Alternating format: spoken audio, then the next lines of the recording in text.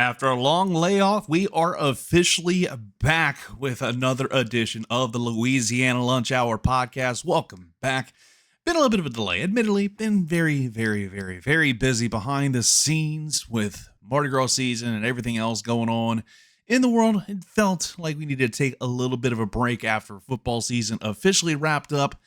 And I think today is a perfect day to come back. We're taping this on a Monday, dropping it on a Tuesday because the Saints, they decided to make a big splash in the early legal tampering, the most wonderful time of the year to be a fan of football. Free agencies right around the corner. We're seeing a lot of names pop up.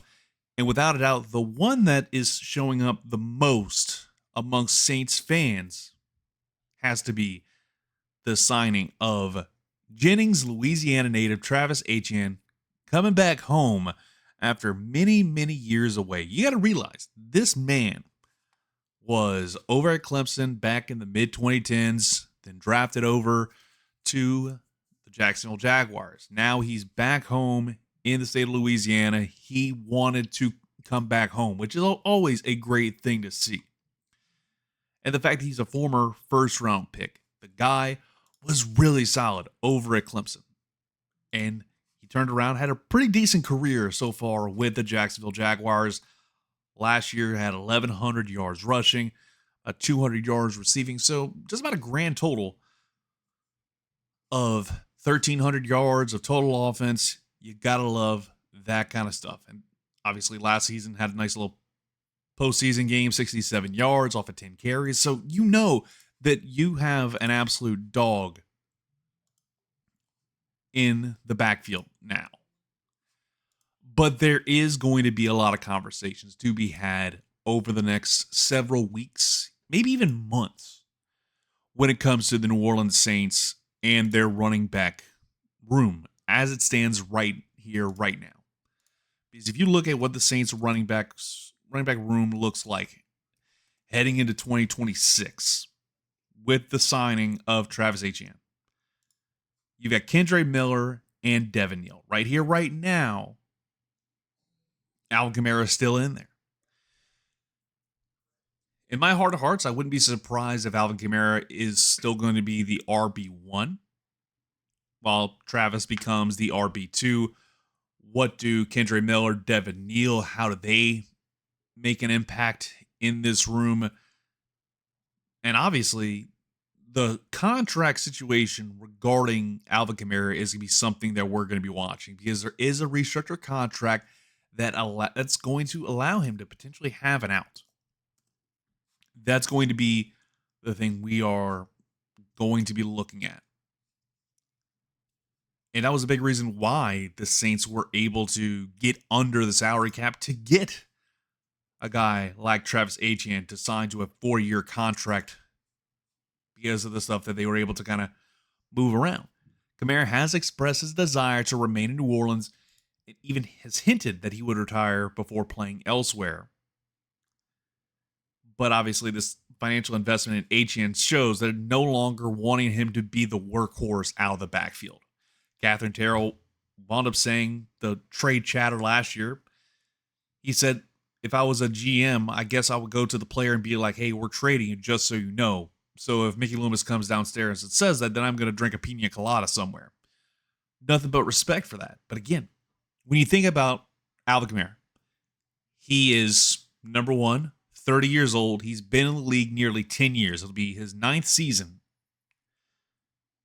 as the Saints running back after the Mark Ingram stuff. He stuck around, and he was a big part of that Saints, that revitalization, that feeling being restored.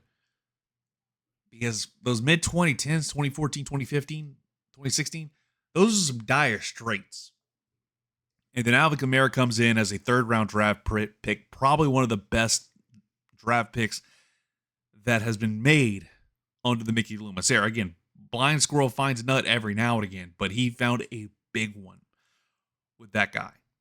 And it's been nothing short of impressive to see. But we know in the NFL, running backs' shelf life is not necessarily that long, and having a 9-year career is nothing to shake a stick at. So, as it stands right now, I would not be surprised if teams want to see this guy be under their roster. Because if I were a Saints, if I were an NFL GM, I'd be trying to figure out something. And if I'm Mickey Loomis, I don't give a damn. I'm going to go ahead and get this guy, try and get as much as I can out of him, because you don't have a whole lot of draft picks to work with. If you can kind of negotiate, beg, borrow, steal, and get a nice trade package out of it for 2026 and some of 2027, get a couple picks here and there, that's going to help speed up the rebuild process. Now, I was hearing some local chatter, and someone wound up saying that I think you could write off the prospect of getting Jeremiah Love in the NFL draft at the 8th pick in the NFL draft. I'm not necessarily sure I'm ready to agree with that statement. When I heard him say that this afternoon after going grab lunch, I was like, okay, I can kind of understand the logic, but at the same time, I do have to disagree with the concept because of the fact that the New Orleans Saints, again, Alvin Kamara is not getting any younger. And if you want to trade, if you want to use Alvin Kamara as a trade asset, I'm all the way here for it. That's how I see things with this New Orleans Saints squad. You have to get some pieces in there. You have to find guys in the NFL draft.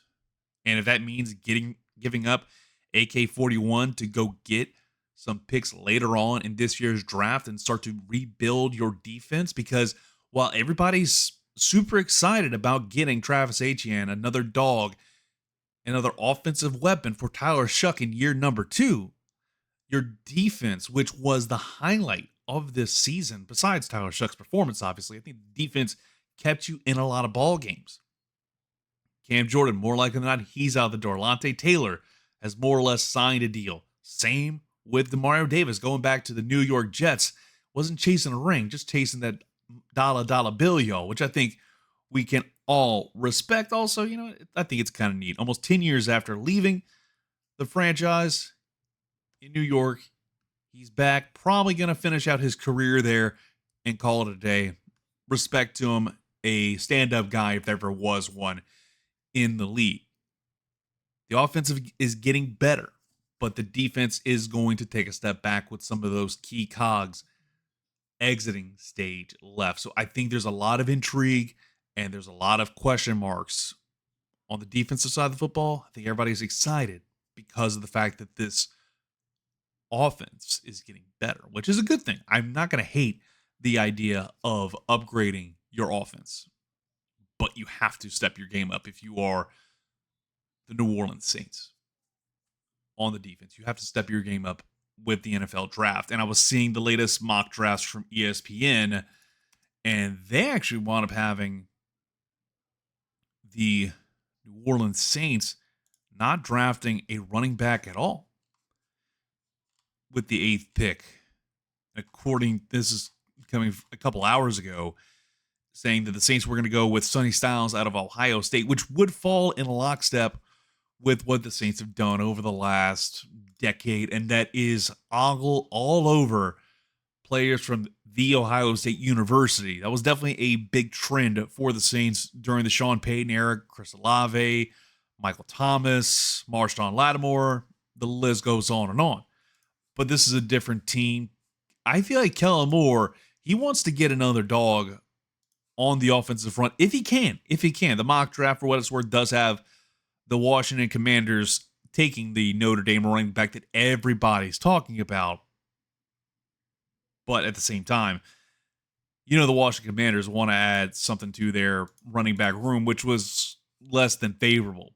But again, I think the best case scenario for the Saints is to focus on defense in this draft. I know it's not the sexy pick everybody was thinking about at the end of the day, but that's just how it feels to me, is that the New Orleans Saints have to step their game up on the defensive front, because you are starting to show You've got your offensive line as long as everybody's healthy. Emphasis on staying healthy. If you know this Saints team, you know health has not necessarily been their strong suit. I'm hoping they've got that together. It's easier said than done. I understand. But at the same time, the Saints team needs to get the ball rolling at the end of the day. And that'll about do it for today's edition of the Louisiana Lunch Hour podcast. A little bit of a shorter edition. And again, we're back at it. We're going to try and be more consistent. Consider this a small season 2 because we're probably going to kind of reset everything and get right back to it with a little bit of a mini season 2, probably going into the College World Series. If we see the the LSU Tigers get things done, we'll break down the draft and a whole lot more. Because we're getting close to the thick of college baseball season, and that's always fun. We'll probably dive into that a lot more as well. So appreciate you listening in. Until next time, talk to you later.